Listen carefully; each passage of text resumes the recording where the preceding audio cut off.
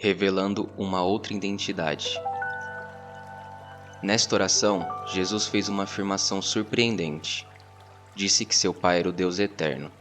Mas ele não era o filho de Maria e de José? Não era apenas um carpinteiro de Nazaré?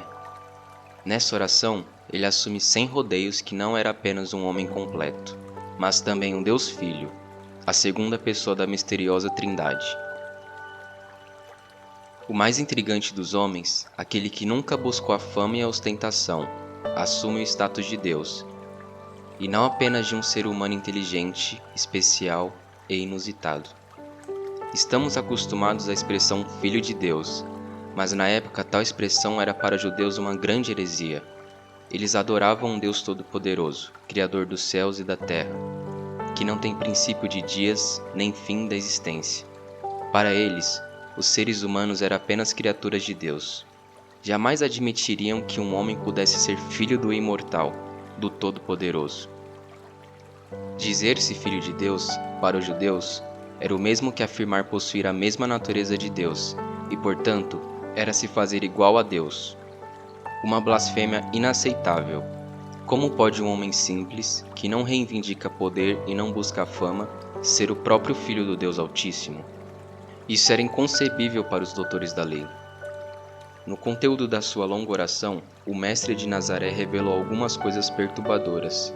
Entre elas, disse que sua existência extrapolava sua idade temporal, sua idade biológica. Tinha pouco mais de 33 anos, mas afirmou: "Glorifica-me, ó Pai, junto de ti, com a glória que eu tinha junto de ti antes que houvesse mundo." A palavra grega usada no texto para mundo significa cosmo. Cristo revelou que antes que houvesse o cosmo, ele estava lá, junto com o Pai na eternidade passada.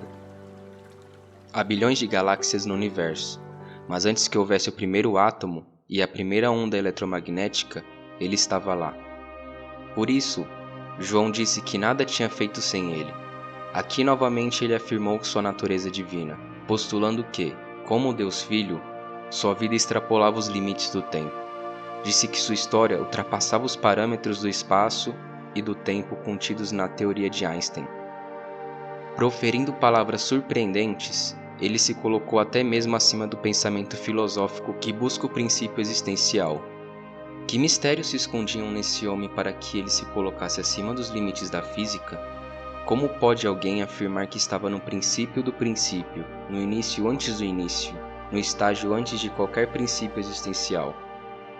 O que nenhum ser humano teria coragem de dizer sobre si mesmo, ele afirmou com a mais alta segurança. Certa vez, os fariseus o inquiriram seriamente sobre sua origem. O mestre fitou-os e golpeou-os com a seguinte resposta: "Antes de Abraão existir, eu sou." Assombrou-os a tal ponto com essa resposta que eles desejaram matá-lo. Não disse que antes de Abraão existir, eu já existia, mas eu sou. Ao responder eu sou, não queria dizer apenas que era temporalmente mais velho do que Abraão, o pai dos judeus, mas usou uma expressão incomum para referir-se a si mesmo. A mensagem foi entendida pelos estudiosos da lei. Eles sabiam que nada podia ser tão ousado quanto usar a palavra eu sou. Por quê? Porque era uma expressão usada somente no Antigo Testamento pelo próprio Deus de Israel, para descrever sua natureza eterna. Ao se definir, Deus disse a Moisés no Monte Sinai: "Eu sou o que sou." Aos olhos da cúpula judaica, se alguém dissesse que era mais velho do que Abraão, que morrera havia séculos, seria considerado um louco. Mas se usasse a expressão "eu sou", seria visto como o mais insolente blasfemo. Ao dizer tais palavras, Cristo estava declarando que tinha as mesmas dimensões alcançadas pela conjugação dos tempos verbais do verbo ser. Ele é, era e será.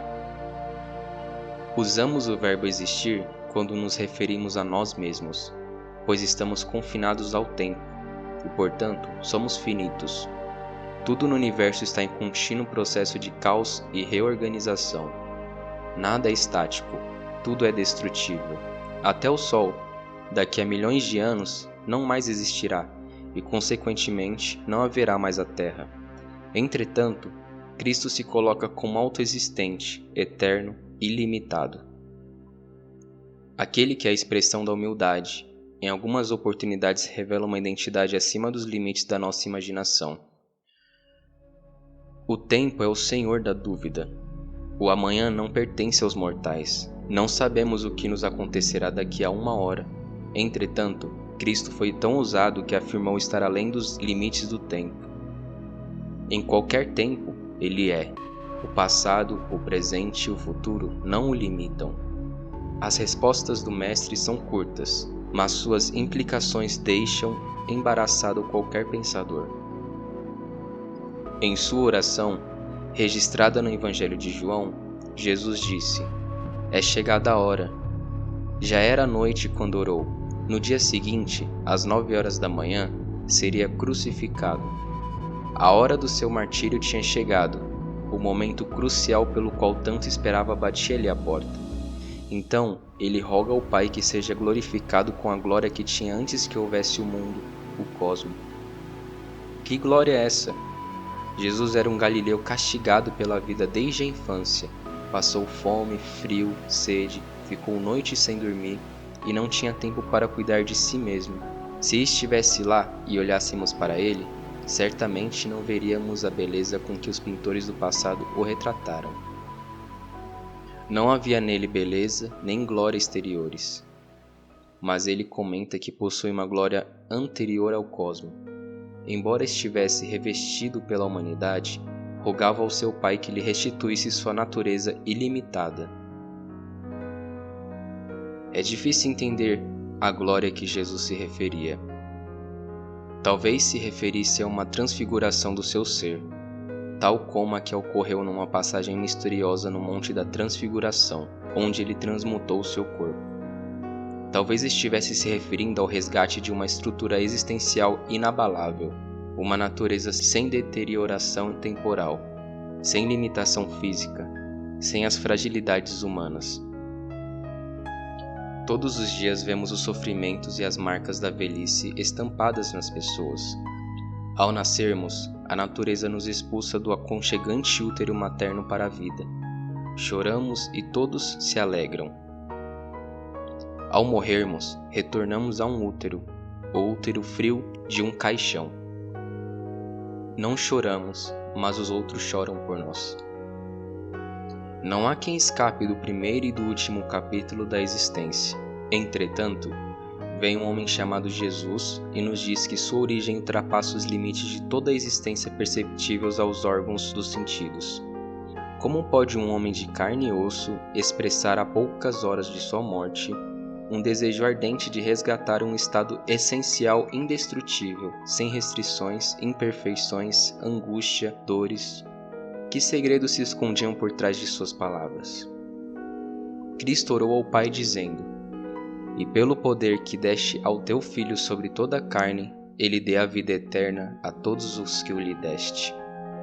O termo carne é usado pejorativamente, indicando que, apesar de sermos uma espécie que possui espetáculo da inteligência, somos feitos de carne e osso, que se deterioram nas raias do tempo. Ele queria plantar a semente da eternidade dentro do ser humano, por isso dizia: "Se o grão de trigo que cai na terra não morrer, permanecerá só, mas se morrer, produzirá muito fruto."